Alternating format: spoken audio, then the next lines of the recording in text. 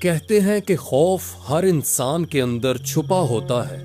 کوئی اندھیرے سے ڈرتا ہے تو کسی کو ویران راستوں اور اندیکھی چیزوں کے احساس کا خوف۔ لیکن ایک لڑکا ایسا بھی تھا جسے کسی چیز کا خوف نہ تھا۔ یہ بہت پرانی بات ہے۔ ترکی کے کسی علاقے میں ایک گھنا جنگل تھا جہاں ایک ماں اور اس کا بیٹا ایک چھوٹی سی کٹیا میں رہتے تھے۔ وہاں نہ تو کوئی بستی تھی اور نہ ہی کوئی پڑوسی، بس پراسرار خاموشی تھی۔ ایک سردیوں کی شام دونوں ماں بیٹا بیٹھے باتیں کر رہے تھے کہ اچانک طوفان اٹھا اور تیز ہوا نے کٹیا کا کمزور سا دروازہ کھول دیا۔ ہوا کی سرسراہٹ ایک عجیب مگر بھیانک سی آواز پیدا کر رہی تھی۔ وہ آواز سن کر عورت چونک گئی، کانپ اٹھی اور اپنے کندھے کے پیچھے یوں دیکھنے لگی جیسے پیچھے کوئی خوفناک چیز کھڑی ہو۔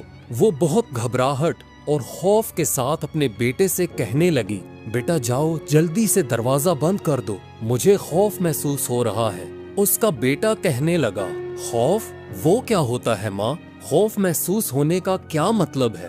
ماں نے جواب دیا، اٹھو تم دروازہ بند کرو، بس مجھے خوف ہے۔ یہ تو بس ایک احساس ہے جو اچانک دل میں آ جاتا ہے اور پتہ بھی نہیں چلتا کہ کیوں۔ لڑکے نے حیرانی سے کہا، یہ تو بڑی عجیب بات ہے، خوف کو نظر تو آنا چاہیے۔ ماں میں دنیا کا سفر کر کے خوف کو تلاش کروں گا یہاں تک کہ اس کا سامنا کر لوں۔ اگلی صبح جب اس کی ماں ابھی بستر سے نہیں اٹھی تھی، وہ لڑکا اپنی کٹیا سے باہر نکلا اور خوف کو تلاش کرنے نکل پڑا، مگر اسے اندازہ نہ تھا کہ یہ سفر اسے کس انجام کی طرف لے جائے گا۔ وہ پورا دن جنگلوں اور میدانوں میں بھٹکتا رہا اور شام سے کچھ دیر قبل وہ ایک پہاڑ پر پہنچا اور اوپر چڑھنے لگا۔ پہاڑ کی چوٹی کے قریب ایک ویران جگہ میں اس نے کچھ لوگوں کو آگ کے ارد گرد بیٹھے دیکھا۔ ان کے کہے چٹانوں سے ٹکرا کر دور تک گونج رہے تھے۔ وہ سب خطرناک ڈاکو تھے۔ دن بھر چلنے کی وجہ سے لڑکا اب تھک چکا تھا۔ وہ بھوکا تھا اور سردی سے ٹھٹر رہا تھا۔ جب اس نے آگ کی روشنی دیکھی تو بہت خوش ہوا اور روشنی کی اور چلنے لگا، یہاں تک کہ وہ ان کے قریب جا پہنچا اور کہنے لگا، آپ سب کو سلام۔ یہ کہنے کے بعد وہ ڈاکوؤں کے درمیان یوں بیٹھ گیا جیسے انہیں مدتوں سے جانتا ہو۔ وہ آگ کے قریب گیا یہاں تک کہ اس کے پاؤں تقریباً جلتی لکڑیوں کو چھونے لگے۔ ڈاکو اپنی باتیں بھول کر ایک دوسرے کی طرف حیرانی سے دیکھنے لگے اور پھر غصے سے اس لڑکے پر نظریں جما لیں۔ آخرکار ان کے سردار نے کہا، کوئی مسلح قافلہ بھی یہاں آنے کی ہمت نہیں کرتا، یہاں تک کہ پرندے بھی ہم سے دور رہتے ہیں۔ تو کون ہے جو اتنی بے خوفی سے ہمارے درمیان آ بیٹھا؟ لڑکے نے جواب دیا، خوف؟ میں اسی کی تو تلاش میں ہوں، کیا تم لوگ میری مدد کرو گے؟ میں اپنے گھر سے خوف کی تلاش میں نکلا ہوں، شاید تم لوگ مجھے خوف دکھا سکو۔ ڈاکوؤں کا سردار غصے سے بولا، نادان لڑکے، جہاں ہم ہوں خوف وہیں ہوتا ہے۔ لڑکے نے جواب دیا، لیکن مجھے تو کچھ بھی نظر نہیں آ رہا۔ پھر ڈاکوؤں کے سردار نے کہا، ذرا صبر کرو، تمہیں ہم دکھاتے ہیں کہ خوف کیا ہوتا ہے۔ یہ برتن اور آٹا پکڑو، پہاڑ کے نیچے ایک قبرستان ہے، وہاں جاؤ، تمہیں وہاں لکڑیاں ملیں گی، جاؤ اور ہمارے رات کے کھانے کا بندوبست کرو۔ لڑکا جو آگ کی تپش سے اچھی طرح سردی کو بھگا چکا تھا، خوشی خوشی اٹھا اور برتن کو اپنے بازو پر لٹکا کر پہاڑ سے نیچے اترنے لگا۔ قبرستان پہنچ کر اس نے لکڑیاں جمع کی اور آگ جلائی۔ پھر اس نے قریب بہتے ایک چھوٹے چشمے سے پانی بھرا اور آٹا گوندنے لگا۔ اب اس نے ایک بڑا پتھر آگ پر رکھا اور روٹیاں بنانا شروع کی۔ کچھ ہی دیر میں جب روٹیاں پک کر تیار ہو گئیں تو اس نے تھوڑی مٹی کھودی تاکہ آگ کو بجھا سکے۔ عین اسی لمحے پاس والی قبر سے ایک ہاتھ باہر نکلا اور آواز آئی، کیا یہ کھانا تم نے میرے لیے بنایا ہے؟ لڑکے نے ہنستے ہوئے جواب دیا، کیا تم سمجھتے ہو کہ میں زندوں کا کھانا مردوں کو دوں گا؟ یہ کہتے ہی اس نے ایک چمچ مردے کے ہاتھ پر دے مارا اور کہنے لگا، چل واپس جا، تو مر چکا ہے۔ پھر اس نے روٹیاں اٹھائیں اور سیٹی بجاتا ہوا پہاڑ کی طرف واپس چل دیا۔ جب وہ واپس پہنچا تو ڈاکوؤں کا سردار اس سے پوچھنے لگا، اب بتاؤ کیا تمہیں خوف ملا؟ لڑکے نے جواب دیا، نہیں۔ کیا خوف وہاں تھا؟ مجھے تو صرف ایک ہاتھ نظر آیا جو قبر سے باہر نکلا اور مجھ سے روٹیاں چھیننا چاہتا تھا۔ میں نے بھی اسے اچھا سبق سکھایا اور زور سے چمچ اس کے ہاتھ پر دے مارا اور وہ ہاتھ غائب ہو گیا۔ بھلا مردے بھی کبھی کھانا مانگتے ہیں؟ اس کی یہ بات سن کر ڈاکو ایک دوسرے کو پھٹی آنکھوں سے دیکھنے لگے اور لڑکا خوش ہو کر آگ کے پاس بیٹھ گیا۔ آخر کار ایک ڈاکو نے کہا، پہاڑ کی دوسری طرف ایک گہرا تالاب ہے، وہاں جاؤ، یقیناً تمہیں راستے میں خوف مل جائے گا۔ لڑکے نے جواب دیا، کیا واقعی؟ اگر ایسا ہے تو میں ابھی جاؤں گا۔ یہ کہنے کے بعد وہ تالاب کی طرف چل نکلا۔ جلد ہی وہ اس جگہ پہنچ گیا جہاں چاندنی سے چمکتا پانی کا ایک تالاب موجود تھا۔ وہ جیسے ہی قریب پہنچا اس نے ایک لمبا جھولا دیکھا جو عین تالاب کے اوپر لٹک رہا تھا۔ اس جھولے پر ایک بچہ تھا جو زاروں قطار رو رہا تھا۔ لڑکے نے سوچا، یہ جھولا کتنی عجیب جگہ پر ہے، لیکن یہ بچہ کیوں رو رہا ہے؟ وہ اس کی طرف بڑھنے ہی والا تھا کہ ایک نوجوان لڑکی دوڑتی ہوئی آئی اور اس سے کہنے لگی، میں اپنے چھوٹے بھائی کو جھولے سے اتارنا چاہتی ہوں، لیکن یہ جھولا مجھ سے اتنا اونچا ہے کہ میں اسے چھو بھی نہیں سکتی۔ اگر تم تالاب کے کنارے جا کر کھڑے ہو جاؤ اور میں تمہارے کندھوں پر چڑھ جاؤں تو شاید میں اسے پکڑ سکوں۔ لڑکے نے خوش دلی سے کہا، ہاں ضرور، میں تمہاری مدد کروں گا۔ جیسے ہی لڑکی اس کے کندھوں پر چڑھی، اس نے بچے کو جھولے سے نکالنے کی بجائے اپنے پاؤں لڑکے کی گردن کے دونوں طرف جما دیے۔ اسے محسوس ہوا یا تو وہ دم گھٹنے سے مر جائے گا یا پھر نیچے پانی میں گر جائے گا، لیکن پھر اس نے اپنی ساری طاقت جمع کی اور ایک زوردار جھٹکے سے لڑکی کو پیچھے کی طرف دھکیل دیا۔ جیسے ہی وہ لڑکی زمین پر گری، اس کے بازو سے ایک کنگن گر گیا جسے لڑکے نے اٹھا لیا۔ اس نے خود سے کہا، یہ بھی ٹھیک ہے، میں اس کنگن کو ان تمام عجیب واقعات کی یاد میں رکھ لیتا ہوں جو میرے ساتھ گھر چھوڑنے کے بعد پیش آئے۔ پھر اس نے مڑ کر بچے کو دیکھنے کی کوشش کی، نہ تو وہاں جھولا تھا اور نہ ہی بچہ۔ اتنے میں آسمان پر صبح کی پہلی کرنیں نمودار ہونا شروع ہوئیں۔ کنگن اپنے بازو پر باندھ کر وہ پہاڑ کی دوسری طرف میدان میں بسے ایک چھوٹے سے قصبے کی طرف چل دیا۔ وہ بھوکا اور پیاسا تھا اور جیسے ہی وہ قصبے کی مرکزی گلی میں داخل ہوا تو ایک خوفناک شکل والا آدمی اس کے سامنے آ کھڑا ہوا۔ وہ کہنے لگا، یہ کنگن تمہیں کہاں سے ملا؟ یہ تو میرا ہے۔ لڑکے نے جواب دیا، نہیں، یہ میرا ہے۔ وہ خوفناک شخص دھاڑ کر بولا، یہ تمہارا نہیں، یہ مجھے دے دو ورنہ تمہارے ساتھ بہت برا ہوگا۔ پھر لڑکے نے کہا، چلو کسی قاضی کے پاس چلتے ہیں اور اسے اپنی کہانی سناتے ہیں۔ اگر وہ تمہارے حق میں فیصلہ دے تو یہ تمہارا، اور اگر فیصلہ میرے حق میں ہو تو میں اسے رکھوں گا۔ وہ شخص اس بات پر راضی ہو گیا اور لڑکے کو گھسیٹ کر عدالت کی طرف چل پڑا۔ دونوں عدالت میں پہنچے جہاں قاضی انصاف کر رہا تھا۔ قاضی نے غور سے دونوں کی بات سنی اور پھر فیصلہ سنایا۔ دونوں دعوے داروں میں سے کسی نے بھی یہ ثابت نہیں کیا کہ کنگن اس کا ہے، لہٰذا یہ میرے پاس رہے گا جب تک کہ اس کا جوڑا یعنی دوسرا کنگن پیش نہ کیا جائے۔ یہ سن کر وہ دونوں ایک دوسرے کی طرف حیرانی سے دیکھنے لگے۔ ان کی آنکھیں جیسے پوچھ رہی تھیں، قاضی صاحب، ہم دوسرا کنگن کہاں سے ڈھونڈیں؟ لیکن قاضی کا فیصلہ حتمی تھا، چنانچہ انہوں نے سر جھکایا اور عدالت سے باہر نکل آئے۔ وہ خوفناک شخص اپنے گھر کو لوٹ گیا جبکہ لڑکے نے اپنا سفر جاری رکھا۔ بے مقصد بھٹکتے بھٹکتے لڑکے نے خود کو سمندر کے کنارے پایا۔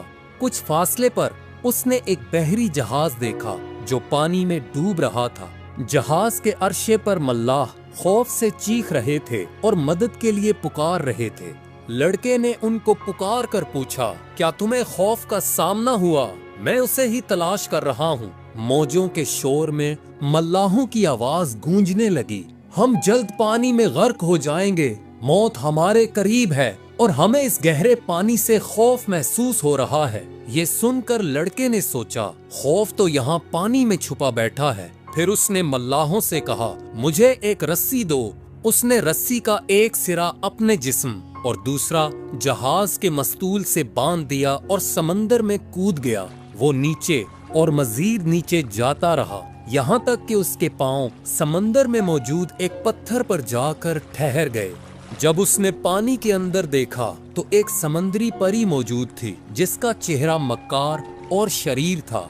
वो एक जंजीर को पूरी ताकत से खींच रही थी जो उसने जहाज के साथ बांध रखी थी।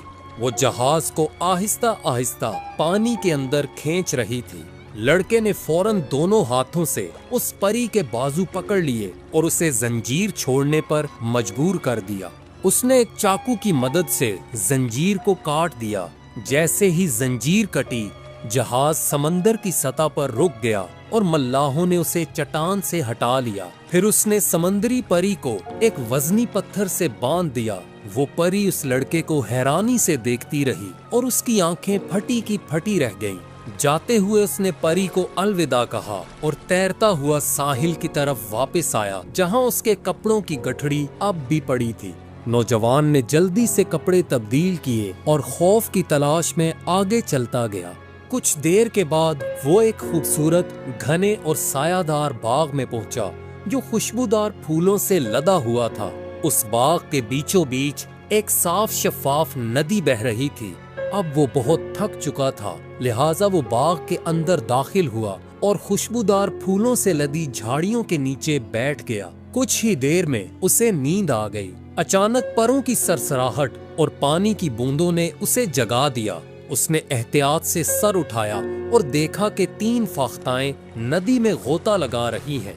वो खुशी से पानी में छींटे उड़ा रही थीं, खुद को झटक रही थीं और फिर नदी के गहरे पानी में गोता लगाकर गायब हो गईं। जब वो दोबारा वापस उभरी तो वो 3 फाख्ताएं नहीं बल्कि 3 हसीन लड़कियां बन चुकी थीं जो अपने दरमियान मोती से बने एक मेज को उठाए हुए थीं। उन्होंने उस मेज पर खूबसूरत प्याले रखे। फिर उनमें से एक लड़की ने सुराही से प्याला भरा और जैसे ही उसे मुंह तक ले जाने लगी, दूसरी लड़की ने उसे रोक लिया। उसने पूछा, तुम ये किसकी सेहत और जिंदगी के नाम पर पी रही हो? पहली लड़की ने जवाब दिया, उस नौजवान के नाम पर जिसने कब्रिस्तान में रोटी तैयार की और जब मैंने जमीन के अंदर से हाथ निकाला तो उसने चम्मच से मेरे हाथ पर चपट लगाई, मगर दूसरे लोगों की तरह वो बिल्कुल भी खौफजदा न हुआ। दूसरी लड़की से पूछा गया, और तुम किसके नाम पर पी रही हो? उसने जवाब दिया, उस नौजवान के नाम पर जिसके कंधों पर मैं तालाब के किनारे चढ़ी और उसने मुझे इतने जोर से झटका दिया कि मैं कई घंटों तक बेहोश जमीन पर पड़ी रही। वो बहुत बहादुर था, वो बिल्कुल भी खौफजदा नहीं हुआ। फिर बाकी 2 ने तीसरी लड़की की तरफ देखकर पूछा, लेकिन तुम किसके नाम पर पी रही हो? उसने कहा, समंदर की गहराई में मैंने एक जहाज को पकड़ लिया था और उसे जोर जोर से हिलाकर खींच रही थी, यहाँ तक के करीब था कि वो गर्क हो जाए। मैं उस वक्त शदीद गुस्से में थी। मेरा चेहरा बिल्कुल मुख्तलिफ दिखाई दे रहा था और मैं जंजीर पकड़े बुराई करने जा रही थी, लेकिन एक नौजवान आया जिसने जहाज को आजाद किया और मुझे एक चट्टान से बांध दिया। वो बहुत दलेर था। मैं उसी की सेहत और जिंदगी के नाम पर पी रही हूँ। ये कहने के बाद उन तीनों ने अपने प्याले उठाए और खामोशी से नोश किए। जैसे ही उन्होंने अपने प्याले नीचे रखे, वो नौजवान उठा और उनके सामने खड़ा हो गया और कहने लगा, मैं वही नौजवान हूँ जिसके नाम पर तुम तीनों ने प्याले उठाए। अब मुझे वो कंगन दो जो उस कीमती कंगन का जोड़ा है जो मुझे तालाब के करीब से मिला था। मुझे यकीन है कि एक कंगन तुम में से किसी के बाजू से गिरा था। एक आदमी ने उसे मुझसे छीनने की कोशिश की, लेकिन अब हमारा मुकदमा काजी की अदालत में है, जिसने फैसला सुनाया कि जब तक दूसरा कंगन न मिले वो उसी की तहवील में रहेगा। मैं कई दिनों से उस कंगन की तलाश में दर बदर भटक रहा हूँ और थक चुका हूँ। लड़के की ये बात सुनकर वो तीनों कहने लगी, हमारे साथ चलो। फिर वो उसे एक बड़ी इमारत की राहदारियों में ले गईं, जहाँ से कई कमरों के दरवाजे खुलते थे। हर कमरा पहले कमरे से ज्यादा शानदार था।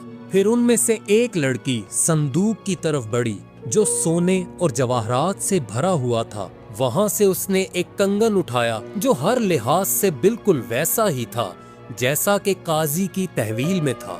پھر اس نے نوجوان کے بازو پر وہ کنگن پہنایا اور کہنے لگی فوراً جاؤ اور قاضی کو یہ دکھاؤ، وہ تمہیں دوسرا کنگن بھی دے دے گا۔ نوجوان نے جواب دیا میں تمہیں کبھی نہیں بھولوں گا، مگر ہماری ملاقات شاید دوبارہ نہ ہو پائے، کیونکہ میں اس وقت تک آرام نہیں کروں گا جب تک میں خوف کو اپنے سامنے نہ دیکھ لوں۔ پھر وہ وہاں سے روانہ ہوا اور قاضی سے دوسرا کنگن بھی حاصل کیا۔ اس کے بعد وہ پھر سے خوف کی تلاش میں نکل پڑا اور مسلسل آگے بڑھتا رہا۔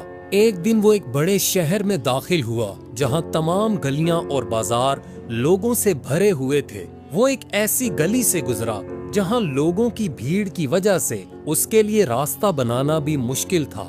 اس نے اپنے قریب کھڑے ایک شخص سے پوچھا یہ تمام لوگ یہاں کیوں جمع ہیں؟ اس شخص نے جواب دیا اس ملک کا حکمران وفات پا چکا ہے اور چونکہ اس کی کوئی اولاد نہیں، اس لیے ایک نیا بادشاہ منتخب کرنا بہت ضروری ہے۔ ہر روز اس مینار سے ایک مقدس فاختہ آزاد کی جاتی ہے اور وہ جس کے سر پر بیٹھے گی وہی ہمارا بادشاہ ہوگا۔